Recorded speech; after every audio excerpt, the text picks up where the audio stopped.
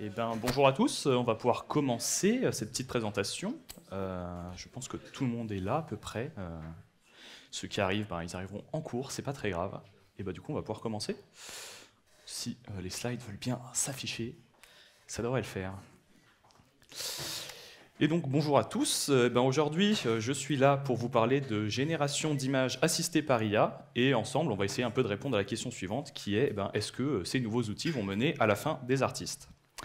Avant de commencer, je vais évidemment me présenter. Donc moi, c'est Quentin Dunant. Je suis développeur front-end chez Viséo depuis maintenant 6 ans. J'ai 28 ans et comme je vous l'ai dit, du coup, moi, je suis développeur front-end. Donc le machine learning, l'IA, c'est pas vraiment mon cœur de métier, mais c'est quelque chose qui me passionne depuis déjà de nombreuses années. Et c'est aujourd'hui mon premier talk au Sonitech et je suis très content de vous parler d'un sujet qui me plaît particulièrement. Et du coup, on va commencer directement, on va rentrer dans le vif du sujet. Je suis sûr que vous avez vu l'IA sous de nombreuses formes au cours de ces dernières années, un peu partout sur les réseaux sociaux, sur Internet. Qu'il s'agisse de faire de la science, du code, de la médecine, avoir des discussions avec, tout semble possible aujourd'hui avec les IA. Et dans un premier temps, un peu comme tout le monde, je pense, j'ai été assez impressionné et fasciné par ces nouvelles possibilités. Mais naturellement, assez rapidement, je me suis posé quand même une question qui est presque existentielle, on pourrait dire, qui est tout simplement, est-ce que les IA vont un jour me remplacer ? Parce que quand on parle de création pure, il existe des raisons fondamentales pour lesquelles l'IA ne peut pas remplacer les humains selon moi. Tout d'abord, on va définir ensemble ce que c'est la création et un créateur. Donc à la base, être un créateur, ça nécessite du coup un processus créatif, on est tous d'accord, et du coup ça implique de proposer des idées, de développer un concept et de le réaliser. Et ce processus, du coup, ça nécessite de l'imagination, de la créativité et donc une certaine perspective humaine. Et de l'autre côté, on a l'IA, qui est une technologie issue du machine learning, et pour l'instant, l'IA, elle n'est pas capable d'imagination ou de créativité. Même si, ces derniers mois, il y a quelques humains qui commencent un peu à en douter, mais spoiler alert, tout va bien, on n'est pas encore au niveau de Skynet, ne vous inquiétez pas. Du coup, on revient à notre IA. Et ce que je disais, c'est que du coup, une IA, elle n'a pas ce point de vue humain pour l'instant. L'IA, telle qu'on la connaît, c'est un outil conçu pour traiter des données et effectuer des tâches très spécifiques, certes de manière très remarquable par moment, mais ça reste avant tout un outil. Du coup, qu'est-ce qu'on peut dire? C'est que l'IA, elle est capable d'accomplir des tâches impressionnantes, mais elle ne peut pas remplacer les créateurs pour l'instant, parce qu'elle n'est pas capable d'imagination, de créativité, et il lui manque cette perspective humaine. C'est un outil, c'est pas un créateur à part entière. Et je pense que vous êtes tous d'accord que personne viendrait écouter une présentation de 45 minutes entièrement faite par une IA. Pas très intéressant. Sauf que c'est exactement ce que vous venez de faire pendant 5 minutes en fait. Parce que ce que je viens de faire, c'est tout simplement vous lire le script que j'ai demandé à ChatGPT, donc le dernier chatbot d'OpenAI, qui utilise le modèle GPT-4. Et du coup, je lui ai simplement demandé d'écrire un petit script sur une conférence sur pourquoi l'IA ne remplacerait jamais les artistes, et j'ai simplement récité. Et encore mieux, toutes les illustrations que vous avez vues jusqu'à maintenant, pareil, c'est pas du tout des humains qui les ont fait, c'est uniquement des IA. Donc plutôt pas mal, non, pour des simples IA qui remplaceraient pas les humains. Du coup, quand on voit tout ça, évidemment, la question, est-ce qu'une IA va un jour me remplacer, elle prend tout son sens. Et moi, je me suis posé cette question vraiment par rapport à mon travail. Comme je vous l'ai dit, je suis développeur, je fais du code, donc je fais quelque chose d'assez logique. Et le fait qu'un jour une IA puisse me remplacer parce qu'une IA serait assez logique par nature, ça me paraît pas complètement déconnant. Alors certes, je suis un peu dans la merde et je viens de complètement dénigrer mon travail, je suis au courant, pas besoin d'en rajouter, mais voilà, ça me paraît quand même plutôt possible dans un avenir assez proche. Par contre, s'il y a bien un truc qui me paraît fou, c'est qu'une IA puisse un jour remplacer un artiste. Parce que, d'après la définition Wikipédia de l'art, on peut affirmer que l'art est le propre de l'humain ou de toute autre conscience. L'art, c'est quelque chose de vraiment très abstrait, très conceptuel, c'est vraiment dans le ressenti, le feeling, et j'ai beaucoup de mal à me dire qu'une IA va un jour réussir à me faire ressentir ce genre de choses. Mais ça, c'était avant que je teste Stable Diffusion et que j'arrive à faire ce genre d'œuvre.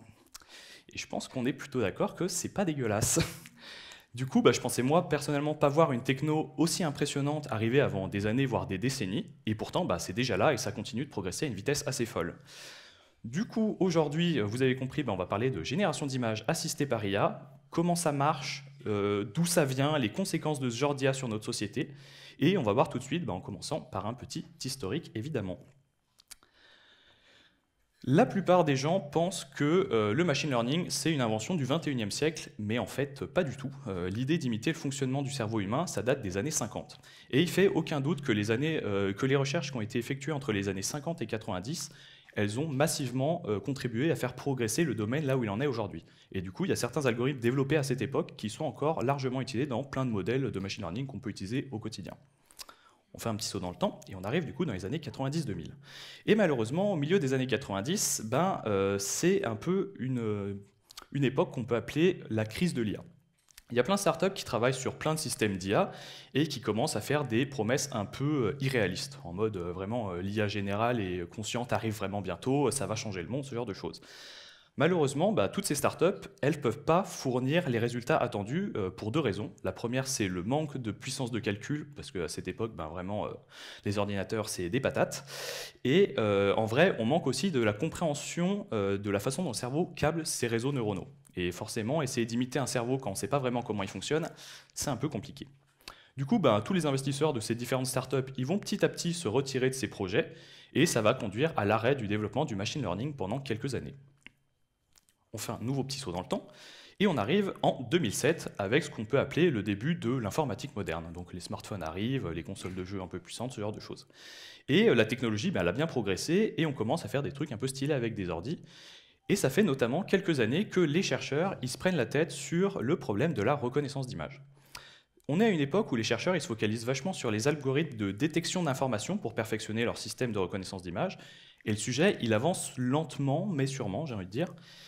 Et c'est pour ça que certains chercheurs vont se dire que c'est peut-être le moment d'essayer de nouvelles méthodes. Et c'est notamment le cas de la chercheuse américaine Fei Fei Li, qui, elle, se dit que c'est peut-être le moment de faire revenir justement le machine learning sur le devant de la scène. Du coup, elle va décider, elle, d'augmenter et d'améliorer les données disponibles pour entraîner les différents systèmes de machine learning, plutôt que de se concentrer sur l'optimisation des algorithmes existants à l'époque. Et c'est comme ça qu'elle va créer en 2009 ImageNet, qui est une base de données d'images annotées manuellement. Donc c'est-à-dire que pour chaque image, vous allez avoir un label qui lui est associé. Par exemple, si vous avez une image de voiture, vous allez avoir un label voiture. Si vous avez une image de chat, vous allez avoir un label chat, etc. Et tout ça dans le but de permettre à des IA de s'entraîner un peu mieux. Et grâce du coup à cette immense base de données, il y a pas mal de chercheurs qui vont se mettre à faire des modèles de reconnaissance d'images basés sur de l'IA. Et c'est comme ça qu'à partir de 2012, par exemple, on va voir arriver les premiers systèmes de reconnaissance basés sur du machine learning avec des taux d'erreur bien inférieurs à ce qui se faisait jusqu'alors. Et du coup, ça donne envie aux chercheurs de continuer dans cette recherche. Donc seulement un an plus tard, on arrive en 2013 et on arrive à avoir des systèmes qui sont capables de détecter, identifier et localiser plusieurs éléments dans une même image. Puis, on arrive carrément à un niveau où on arrive à décrire de façon naturelle le contenu d'une image, comme par exemple ici, des personnes qui jouent au ballon à la plage. Et grâce à ces avancées très rapides, assez naturellement, un groupe de chercheurs va se poser une question toute simple, qui est qu'est-ce qui se passe si on inverse les rôles? Qu'est-ce qui se passe si on demande à une machine de générer une image à partir d'une simple description textuelle? Et ça, c'est ce que va faire un groupe de chercheurs de l'Université de Toronto en 2015, avec le premier modèle de génération d'images à partir de texte. Alors bien sûr, à cette époque, les chercheurs ils sont au courant que ça va être une tâche beaucoup plus difficile que juste extraire une simple description textuelle d'une image, pour une raison assez simple. Le but ici, c'est pas de faire comme juste du Google Images, c'est-à-dire récupérer une image existante depuis un dataset.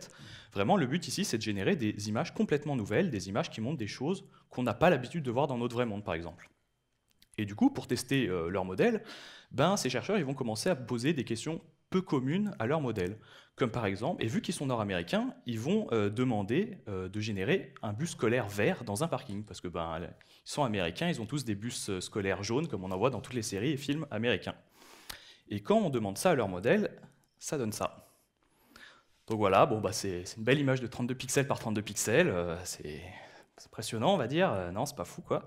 Mais en vrai, si, c'est carrément impressionnant, parce que si on zoome un petit peu sur cette image et qu'on plisse un peu les yeux pour voir flou, je sais, ça fait beaucoup de conditions, et en vrai, on arrive quand même à distinguer quelque chose qui ressemble à un bus vert sur un parking. Et donc, peut-être qu'il y a quand même un truc, peut-être qu'on arrive quand même à générer des images.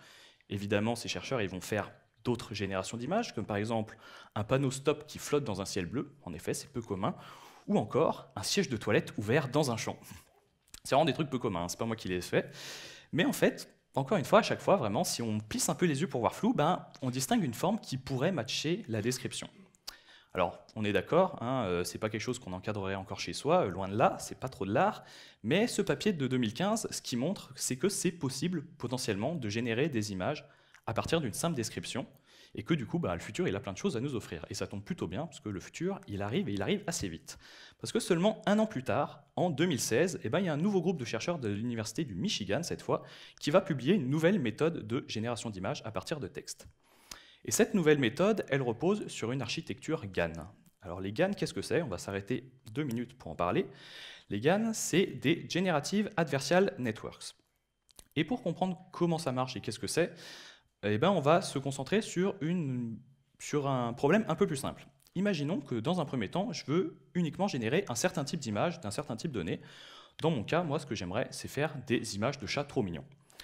Pour faire ça, je dispose d'une grande base de données avec uniment plein de chats trop mignons dedans. Et ce que je veux faire, c'est vraiment en créer des nouvelles, qui n'existent pas, qui ne sont pas dans la base de données, mais qui ressemblent bel et bien à des images de chats trop mignons. Et pour faire ça, en fait, je ne vais pas entraîner un seul réseau de neurones, mais je vais en entraîner 2. Le premier, on va l'appeler le faussaire, et il aura pour rôle de générer aléatoirement des images à partir d'une série de paramètres, donc dans notre cas, générer des images de chats trop mignons. Le deuxième, on va l'appeler le détective, et lui, sa tâche, elle est assez simple. On va lui présenter une image, et il va devoir apprendre à reconnaître si l'image, c'est une vraie image qui vient de la base de données de chat trop mignon, ou si c'est une image qui a été créée par le faussaire. Et en fait, à force d'essais et d'erreurs, ces 2 réseaux de neurones, ils vont progressivement s'améliorer, parce qu'à chaque fois, on va leur donner leurs résultats. On va indiquer au faussaire s'il a réussi à berner le détective, et le détective, on va lui dire s'il a réussi à déterminer si c'était une vraie image ou une fausse image. Et en fait, en laissant ces 2 réseaux de neurones s'entraîner suffisamment longtemps, on finira, si tout va bien, par avoir un faussaire capable de produire des images beaucoup plus réalistes, et un détective qui va avoir de plus en plus de mal à discerner une vraie image d'une fausse image, du coup.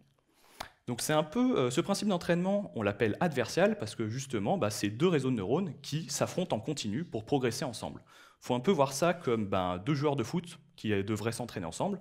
On va en mettre un dans les cages, on va en mettre un en tireur de penalty. Et normalement, en les laissant s'entraîner suffisamment longtemps, le tireur va devenir un meilleur tireur et le gardien va devenir un meilleur gardien. Donc ça, c'était les GAN, donc les Generative Adversarial Networks. Et c'est ce qui est utilisé dans notre papier de 2016. Alors par contre, ici, le but, c'est bien de générer des images à partir de texte. Donc la tâche est un petit peu plus compliquée, mais ça marche carrément bien en fait. Même si les modèles ils sont entraînés sur des datasets un peu plus spécifiques, comme par exemple un peu que des fleurs ou que des oiseaux ou que des trucs de la nature en tout cas, on arrive à générer des images qui, cette fois, on reconnaît quand même carrément ce que c'est, on n'a plus trop besoin de plisser les yeux. Comme par exemple ici, une fleur blanche et jaune avec des pétales blanches et un pistil jaune, ça donne ce genre d'image. Donc c'est quand même vraiment beaucoup mieux. On voit que les images sont beaucoup moins floues, et juste en un an, on a fait quand même un sacré bond. Et du coup, tous les chercheurs vont partir à fond là-dedans. Vraiment, ils vont se dire, ça c'est comme ça qu'on va générer des images à partir de maintenant. Et du coup, c'est la direction qui est prise, et du coup, on va voir les GAN un petit peu de partout. Et ce, pour une très bonne raison, c'est qu'en effet, ça marche carrément bien. En seulement quelques années, les modèles qui utilisent cette architecture, ils vont s'améliorer de façon assez impressionnante. Et maintenant, ces GAN, ils existent depuis plusieurs années déjà. Et toutes les images que vous voyez ici, elles ont été générées par des modèles qui reposent sur une architecture qui date de 2019, donc seulement 3 ans après la publication du papier. Et comme on peut le voir, le bond en résolution en été, il est juste assez fou. Vraiment, là, on a des images convaincantes. C'est impossible de discerner que, par exemple, pour ces humains, ce n'est pas des vrais humains. Mais il y a un mais. Je vous ai un petit peu mytho, en vrai. C'est pas grand-chose. C'est juste que les images que vous voyez, elles ne sont pas générées à partir de texte. Et elles ne sont même pas faites par un seul et même modèle, en fait. Donc c'est pas vraiment ce qu'on veut. En fait, les chercheurs, ils ont réussi à perfectionner les GAN pour vraiment générer un type d'image très très précis et vraiment très bien, mais ils n'ont pas réussi à faire un modèle assez large pour générer tout et n'importe quoi. Et bien évidemment, des chercheurs ont essayé, et quand ils essayent, ça donne des trucs comme ça. Donc voilà, bon, c'est artistique, certains diront. Moi je trouve que ça ressemble un peu trop à un mauvais bad trip, donc pas vraiment cool. Bref, vous avez compris, il faudra encore attendre quelques années pour avoir un système vraiment capable de générer des images à peu près de tout et n'importe quoi. Et ce modèle, en vrai, vous le connaissez tous. Le premier qui a fait beaucoup parler de lui, c'est DALL-E, et plus particulièrement son successeur, DALL-E 2. Donc DALL-E, c'est un modèle créé par la société OpenAI, encore eux, et c'est le premier modèle grand public capable de générer à peu près tout et n'importe quoi à partir d'une simple description textuelle. Et quand je dis à peu près tout et n'importe quoi, pour le coup, c'est vraiment à peu près tout et n'importe quoi. Vraiment, n'importe quel type de sujet, n'importe quel type d'œuvre d'art, tout semble à peu près possible. Et évidemment, dans la foulée, d'autres modèles sont sortis. C'est notamment le cas de Midjourney et Stable Diffusion qui sont sortis quelques temps après. Et ils sont tous les deux plus ou moins capables des mêmes prouesses que DALL-E. parce qu'en fait, il repose à peu près sur la même architecture. Et nous, pour voir ça, aujourd'hui, on va se concentrer sur Stable Diffusion, pour la simple et bonne raison que pour l'instant, c'est le seul modèle à être open source pour générer des images à partir de texte, et l'open source, c'est plutôt cool. Donc, on va regarder ça ensemble. Donc là, c'est l'heure de mettre les mains un peu dans le cambouis, donc ça va devenir un peu plus technique, on s'accroche, mais ça va, ça devrait bien se passer. Du coup, Stable Diffusion, comment ça marche? Du coup, comme je disais, Stable Diffusion, c'est un système qui a pour but de faire du text-to-image, c'est-à-dire transformer une description textuelle en une vraie image qui correspond à la dite description. Et en fait, le premier truc qu'on remarque quand on ouvre le capot de Stable Diffusion, c'est que ce n'est pas un modèle monolithique. Il y a deux gros composants de Stable Diffusion. On va avoir un premier composant de compréhension de texte, et on va avoir un deuxième composant de génération d'images. Avant de voir vraiment comment Stable Diffusion il est capable de transformer une phrase en une image qui correspond à la phrase, nous, on va se concentrer sur le deuxième module, qui est celui de génération d'images. Et on va voir déjà comment il fonctionne sur la même tâche que celle des GAN, c'est-à-dire générer plus d'images d'un certain type. Vous allez voir que le principe de base, il est assez simple et ça paraît presque un peu magique par moment. Donc imaginez, pour commencer, que j'ai une image de chat. Trop mignon, parce que j'adore les chats, trop mignons. Ce que je peux faire avec cette image, en fait, c'est que je peux la dégrader en la bruitant. Qu'est-ce que c'est du bruit? C'est générer une image qui est vraiment 100% du bruit, c'est-à-dire où 100% des pixels ont été tirés au hasard. Et ce que je peux faire avec ces deux images, en fait, c'est les mélanger avec une certaine proportion. Disons par exemple 90% de l'image de chat et 10% de bruit.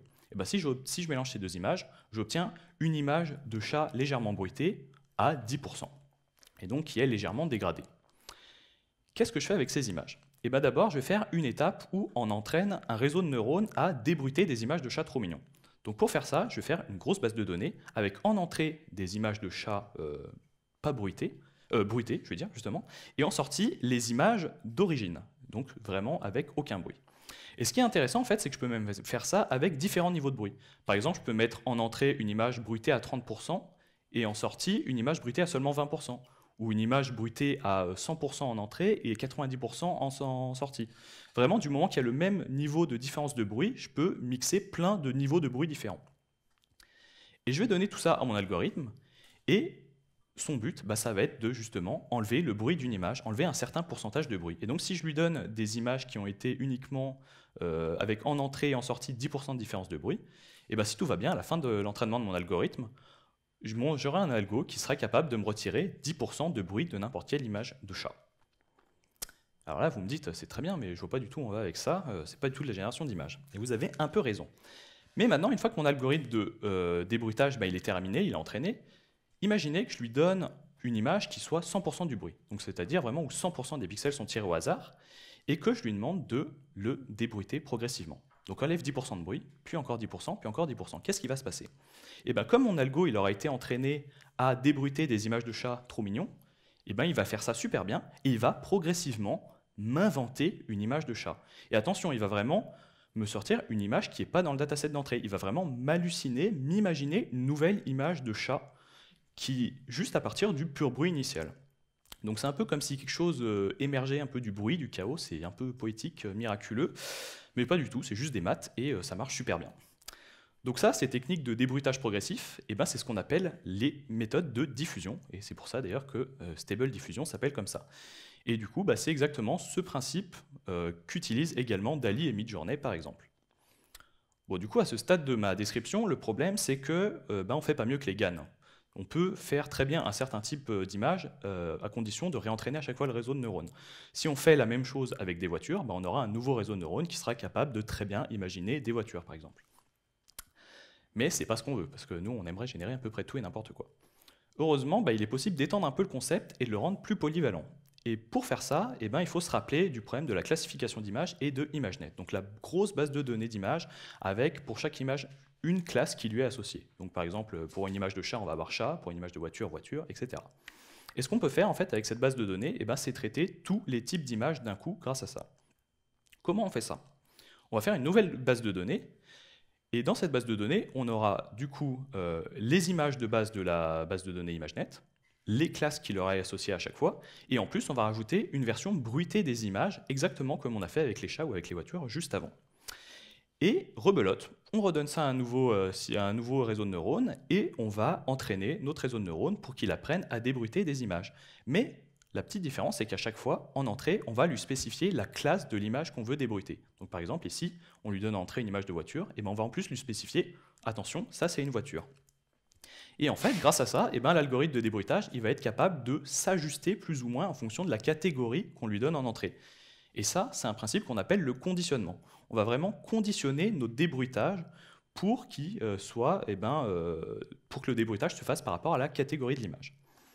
Et si on fait ça avec une base de données suffisamment grande et qu'on entraîne notre réseau de neurones suffisamment longtemps, à la fin, on arrive à avoir un algorithme qui est capable d'imaginer une image en étant conditionné par n'importe quelle catégorie en entrée. Si on lui dit voiture, il va imaginer une voiture. Si on lui dit chat, il va imaginer un chat. Et ça, c'est plutôt bien. On sent qu'on se rapproche pas mal de ce qu'on veut. Mais ce n'est pas encore tout à fait ça. Parce que ici, on est limité par les catégories de la base de données ImageNet, par exemple. Et dans Stable Diffusion ou dans DALL-E, en entrée, on met vraiment du texte. On peut mettre une longue description textuelle, il n'y a pas de problème. On n'est pas limité du tout à juste un certain dataset de classe. Et pour faire ça, en fait, c'est là que va intervenir la première brique de Stable Diffusion, la brique de compréhension de texte. Cette brique, elle fait appel à certains algorithmes du traitement du langage naturel, donc de NLP, et notamment les algorithmes qui permettent de faire de l'embedding. Alors là, c'est un petit peu plus costaud, il faut s'accrocher, mais ça va bien se passer. L'embedding, qu'est-ce que c'est? Pour simplifier, en fait, on va partir soit d'un mot, d'une phrase ou encore d'une image, et faire l'embedding de ces éléments, en fait, c'est en quelque sorte leur associer une représentation numérique qui a à peu près le même sens qu'on pourrait avoir dans notre vrai monde.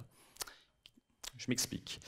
Cette représentation, en fait, elle se situe dans un espace mathématique multidimensionnel abstrait. Et, ça fait beaucoup de mots, je sais. Et en fait, le but de tout ça, c'est de faire en sorte que deux mots qui soient par exemple proches dans le vrai monde de la réalité véritable, ils soient également proches dans cet espace mathématique multidimensionnel abstrait.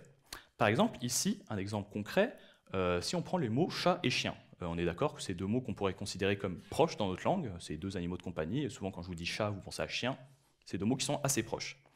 Si on regarde leur embedding, donc leur représentation numérique, on se rend compte par exemple que leurs premières valeurs sont très très proches.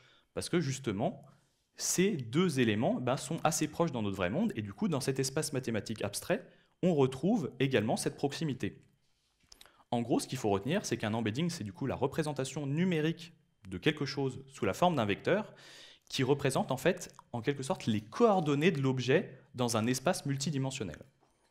Cet espace multidimensionnel, c'est ce qu'on appelle le latent space, et c'est un espace qu'on est complètement incapable d'imaginer, parce que par exemple, dans le cadre de Stable Diffusion, c'est un espace à 768 dimensions. Donc ça fait un peu beaucoup. J'ai demandé à Stable Diffusion de me générer une image, une projection 2D du latent space, et il m'a donné cette image, et je trouve que ça matche plutôt bien. Donc on va dire que ça, c'est le latent space. Et du coup, ces 768 dimensions, elles représentent des concepts que les humains ne reconnaîtraient même pas, ou pour lesquels en fait, on n'a pas de mots pour les décrire. Mais ce que ça signifie vraiment, en fait, c'est que dans cet espace à 768 dimensions, on va avoir des clusters, des régions significatives. Par exemple, on va avoir une région qui capture l'essence de ce que c'est la banane, que c'est jaune, c'est un peu en courbe, ce genre de choses. On va avoir une région qui représente les textures et les couleurs des années 60. On va avoir une zone pour ce que c'est la neige, une zone pour ce que c'est un globe. Et entre les deux, par exemple, on va avoir une zone pour ce que c'est une boule à neige, parce que c'est un petit peu attrait à la neige, et c'est un peu un globe, parce que c'est une sphère. Bref, tout point de cet espace à 768 dimensions, ça peut être considéré comme les coordonnées, composées du coup de 768 nombres, qui pointent vers un concept possible de ce latent space. Et du coup, cette notion d'embedding et de latent space, elle va être utilisée de deux manières en fait dans Stable Diffusion. La première, ça va être exactement ce que fait en fait notre module de compréhension de texte. Son but, ça va être de rapprocher l'embedding d'une image et l'embedding de la description de cette image. Donc par exemple, si on regarde cette image, on a par exemple la photo d'un chat qui regarde en l'air, et on a la phrase « photo d'un chat qui regarde en l'air », qui est sa description textuelle. Le but vraiment du module de compréhension d'image, de compréhension de texte, ça va être de faire matcher ces deux embeddings pour qu'ils soient le plus proches possible.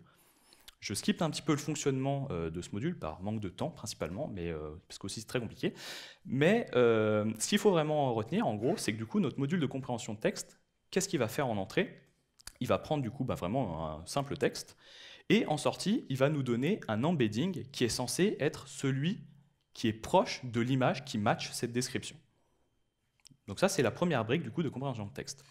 Cette notion d'embedding, elle est utilisée une deuxième fois dans Stable Diffusion, et cette fois, c'est dans le module de génération d'images qu'on a déjà vu.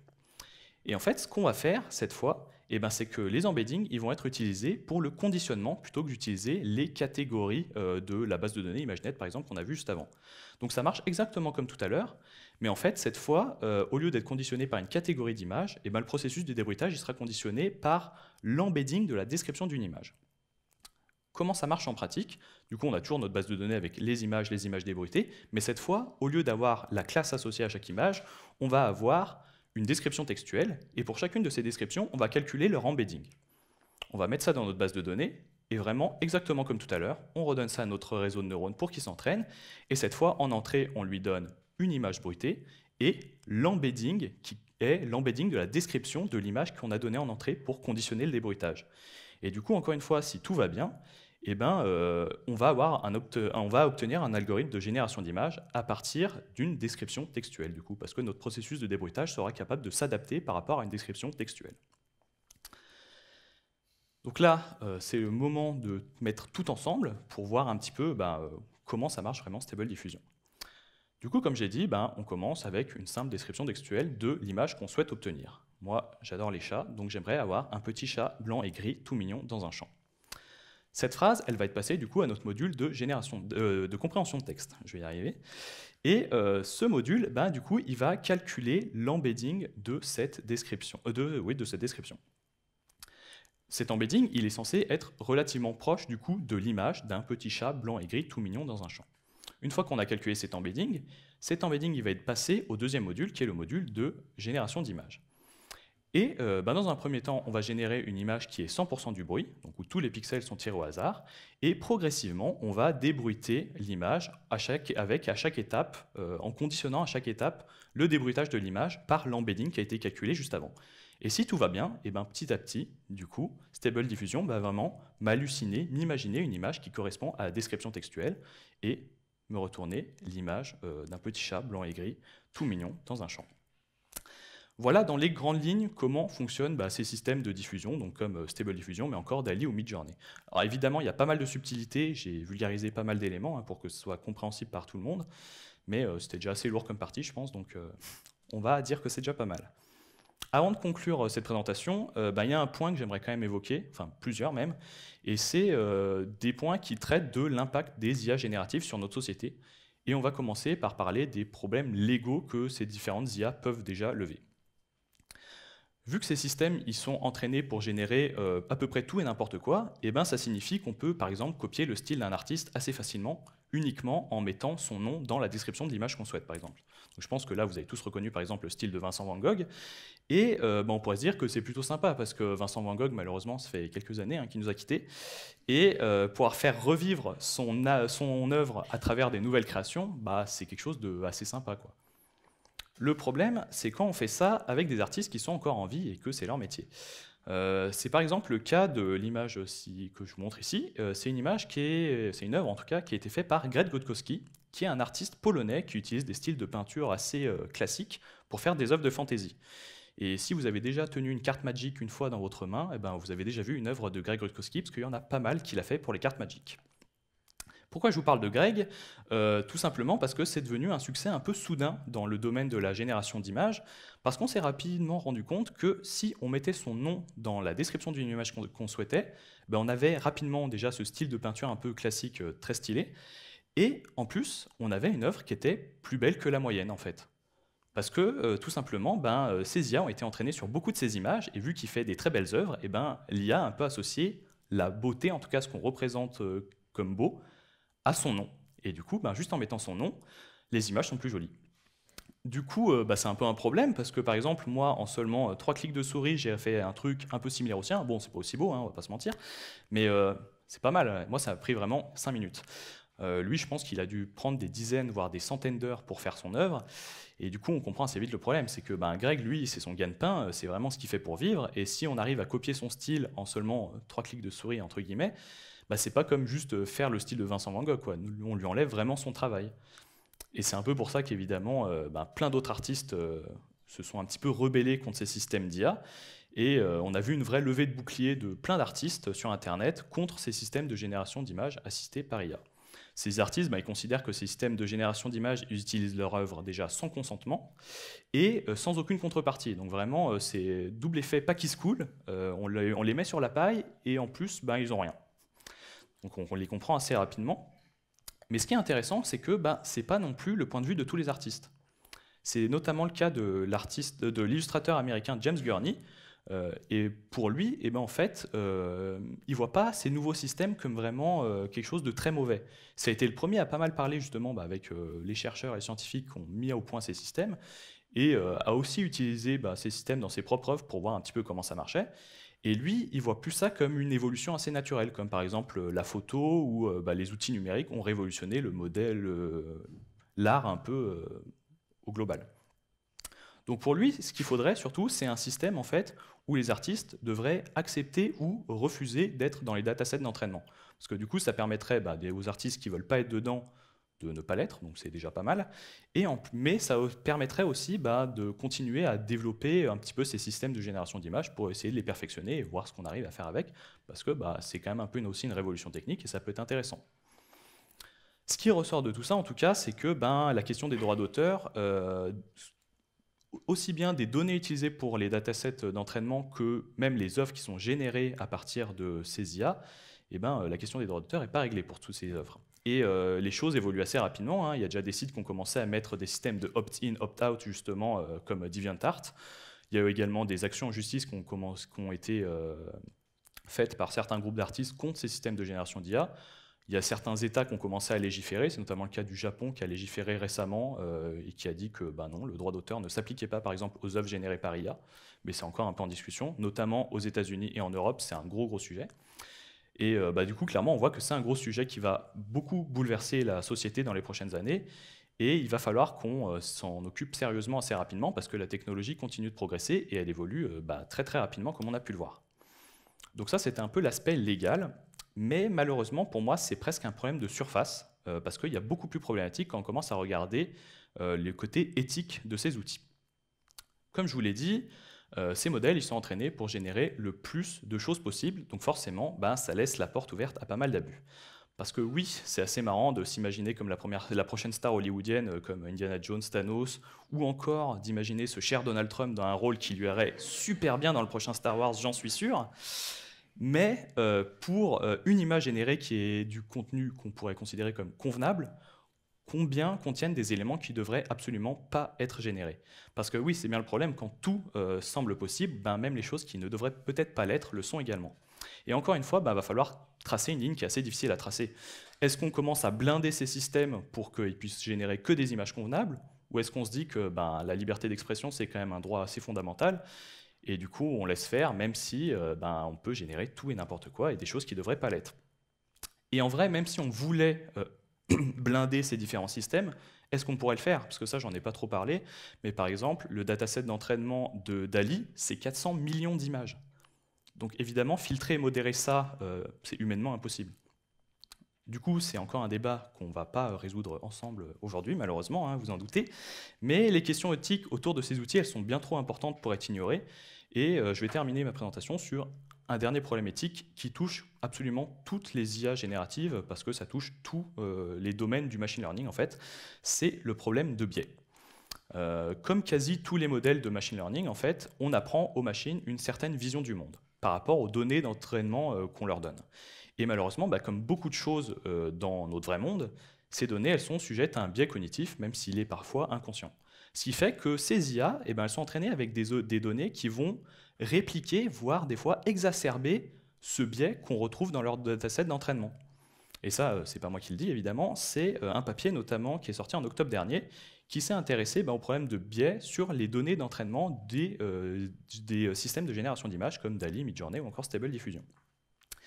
Et assez rapidement, les chercheurs se sont rendus compte que ces datasets d'entraînement, ils contiennent des stéréotypes racistes, sexistes et d'autres éléments encore plus craignos, dont je ne vais même pas citer.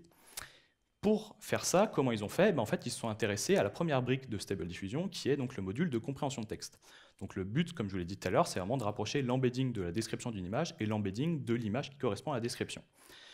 Et ce qu'ils ont fait, ces chercheurs, ils se sont intéressés à ce module et en fait, ils ont fait des tests pour savoir s'il y avait ou non un problème de biais sur ce module.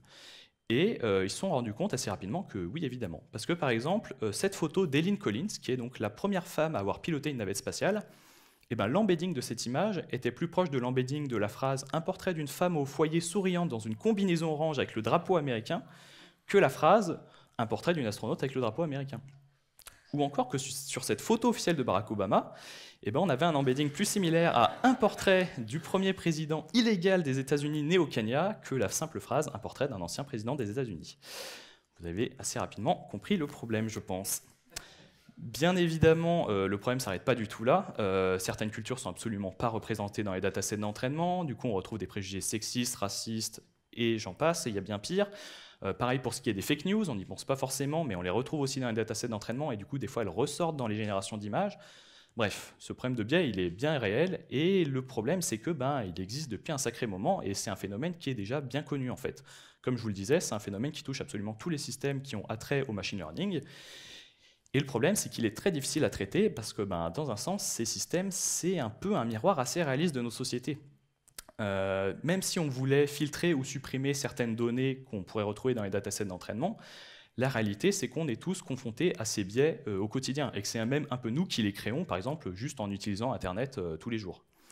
Et corriger la société, ça va être légèrement plus compliqué que juste fixer 2-3 IA qui font des trucs pas très cool, par exemple. Mais par contre, c'est quelque chose de vraiment nécessaire et qu'il faut avoir en tête quand on utilise ce genre d'outils, parce que peu de gens le savent, mais vraiment, ces problèmes de biais, c'est un vrai problème qu'on doit absolument corriger. Pour l'instant, on n'a pas trouvé comment, mais il faut l'avoir en tête quand on utilise des IA génératives de tout type, que ce soit pour des images ou du texte. Sur ce, je pense que ça va être l'heure un peu de conclure cette présentation. Et pour conclure, vu que je n'ai pas la réponse à plein des questions que je vous ai présentées aujourd'hui, ça sera une conclusion qui est assez personnelle. La génération d'images assistées par IA, c'est quelque chose que je trouve vraiment fascinant et incroyable. C'est techniquement très impressionnant et les œuvres qui sont générées, elles peuvent être vraiment époustouflantes. Moi, j'appelle ça des œuvres d'art parce que vraiment, c'est des éléments qui m'ont fait ressentir des émotions. Mais ce qui rend vraiment cette technologie si unique pour moi, c'est qu'elle permet à chacun d'entre nous en fait, de diriger la machine pour imaginer ce qu'on veut qu'elle voit. Et c'est vraiment c'est vraiment des systèmes qui vont supprimer les obstacles entre les idées et aujourd'hui les images, mais demain les vidéos, les jeux vidéo, vraiment toute forme d'art, je pense. Certes, ces IA, elles ne sont pas du tout dénuées de défauts, loin de là même, comme on a pu le voir, et il faudra vraiment se pencher sérieusement sur les questions légales, éthiques, voire même philosophiques que ces différents outils amènent avec eux, avant d'avancer et d'améliorer encore ces systèmes, mais je reste quand même vraiment fasciné par cette nouvelle forme de création d'art, qui semble presque magique par moments, comme on a pu le voir, tout en étant en vrai très méthodique et logique quand on doit l'utiliser. Pour terminer, du coup, on peut quand même essayer de répondre à la question initiale de cette présentation, qui était est-ce que c'est la fin des artistes ? J'ai en réalité pas la réponse, je ne suis pas devin. Mais de ce que j'ai pu voir jusqu'à maintenant, en utilisant ces outils et en apprenant comment ça marche, personnellement, je dirais que non, voire non, pas du tout en fait. Certes, ces IA, elles sont capables de générer des choses vraiment magnifiques, comme on a pu le voir, mais pour l'instant, uniquement si un humain est derrière la machine. Uniquement si un humain a eu l'idée auparavant et qu'il a trouvé un moyen de la communiquer à la machine correctement en fait. Pour moi, pour l'instant, tout reste une affaire de créativité et d'imagination, et ça, pour l'instant, autant qu'on sache, il n'y a que les humains qui savent le faire. Pour autant, je pense qu'on est vraiment sur une vraie révolution. C'est bien plus qu'une simple décennie de conséquences techniques qui arrivent avec ces IA génératives. C'est un changement dans la façon dont les humains vont sûrement imaginer, communiquer, travailler, et notamment interagir avec leur propre culture, ce qui est très intéressant, je trouve. Et du coup, ça va avoir des conséquences à long terme, bonnes et mauvaises, très probablement les deux, mais je pense qu'on est, à l'heure actuelle, incapable d'anticiper complètement à quel point ça va changer la société. Dans tous les cas, il faut avoir conscience qu'il y a des gros changements qui arrivent, et il faut faire au mieux pour les préparer et pour avoir un avenir le mieux possible. Voilà, c'est tout pour moi sur cette présentation. Merci pour votre attention, et si vous avez des questions, c'est le moment.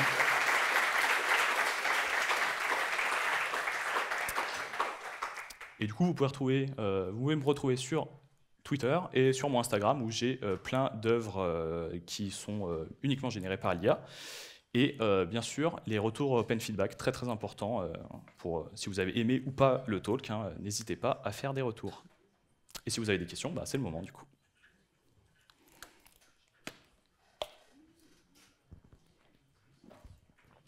Merci pour la conf. Merci. Qu'est-ce qui a déterminé le nombre de dimensions, les 768? Est-ce que c'est... C'est un peu aléatoire, mais c'est quand même une puissance de 2, ça. Alors, pourquoi c'est 768? La raison, c'est que plus on met de dimensions, plus ça va prendre de RAM, tout simplement. Donc, c'est un peu un compromis qui a permis d'avoir des images plutôt réalistes et un module de compréhension de texte qui fonctionnait assez bien, tout en étant assez contenu niveau utilisation de la RAM.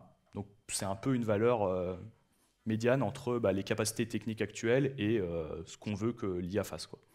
Mais il y a vraiment déjà des nouveaux systèmes qui s'entraînent sur des modèles beaucoup plus gros, avec beaucoup plus de paramètres, et du coup un latent space qui est encore plus gros, évidemment. Bonjour. Ouais.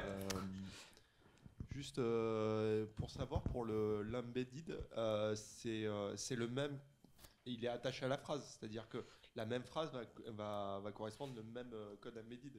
En fait, l'embedding va être calculé pour la phrase, et vraiment, le but, c'est d'avoir une représentation de cette phrase. Donc, comment c'est fait très rapidement? La phrase, elle va être découpée en plein de tokens, donc c'est un ou plusieurs mots, entre 1 et 3 mots en gros. Et l'idée, ça va être de calculer la représentation numérique de cette phrase en faisant un peu la somme de ces tokens pour savoir où c'est que ça se place dans cet espace multidimensionnel. Donc oui, c'est pour une phrase donnée, ça sera le même, mais selon un modèle donné. Si on fait un autre modèle qui est entraîné avec un dataset différent, ça peut être complètement autre chose. Je ne sais pas si ça répond à la question, hein.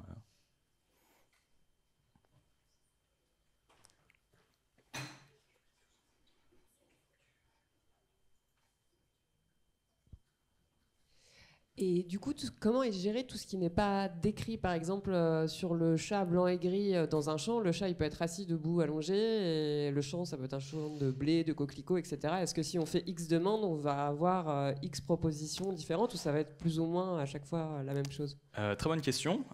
Du coup, ça peut être très différent pour plein de raisons. Déjà, comme je l'ai dit, l'image de base générée, c'est une image qui est 100% du bruit où tous les pixels sont tirés aléatoirement. Donc forcément, déjà, si on a une seed différente, on aura une nouvelle image brutée différente en entrée, et donc on va avoir une génération complètement différente. Après, en effet, du coup, il peut avoir des éléments qui ne sont pas décrits dans la phrase, et du coup, il va un peu piocher au hasard dans son espace latent en mode qu'est-ce qui est le plus proche, qu'est-ce qui paraît le plus probable par rapport au débruitage successif. Mais si les éléments sont précisés, normalement, ça devrait être plus dirigé dans cette direction. Par exemple, si on avait dit dans un champ de coquelicots, ça aurait dû être plus proche, quoi. Ok. Mais du coup, avec les histoires de biais, là justement, on se dit qu'un champ par défaut, ça va être un champ vert dans la plupart des cas, on va dire, d'image pour dire un champ, juste un champ. Du coup, par défaut, ça va être sans doute plutôt cette image-là qui va remonter au final, quoi. Comme on va dire une personne, ça va être un homme blanc. Exactement. Okay. C'est vraiment quelque chose qui ressort beaucoup dans les datasets d'entraînement. Et c'est d'ailleurs quelque chose d'assez intéressant parce que du coup, grâce à Stable Diffusion, il y a beaucoup de gens qui ont fait leur propre modèle en les fine-tunant, donc en les ajustant sur des datasets d'entraînement plus précis pour leur faire générer des choses plus ou moins précises, comme par exemple uniquement des images de dessins animés, uniquement des robots, uniquement des asiatiques, ce genre de choses. Et du coup, on se rend compte que vraiment, le dataset d'entraînement, c'est lui qui va vraiment montrer ce que le modèle est capable de faire, parce que selon ce qu'on lui donne en entraînement, il va pouvoir générer plus ou moins des choses diverses et variées. Donc l'idée, c'est vraiment d'essayer de faire aussi des datasets les plus variés possibles et plus pas vraiment forcément représentatifs de notre monde, parce que notre monde, il n'est pas égal, quoi, mais vraiment le plus varié possible pour pouvoir générer le plus de choses possibles et différentes. Et c'est ça qui est très très compliqué. Merci. Est-ce qu'il y a d'autres questions? Je crois pas. Eh bien, très bien. Je pense qu'on va pouvoir s'arrêter là, du coup. Merci à tous.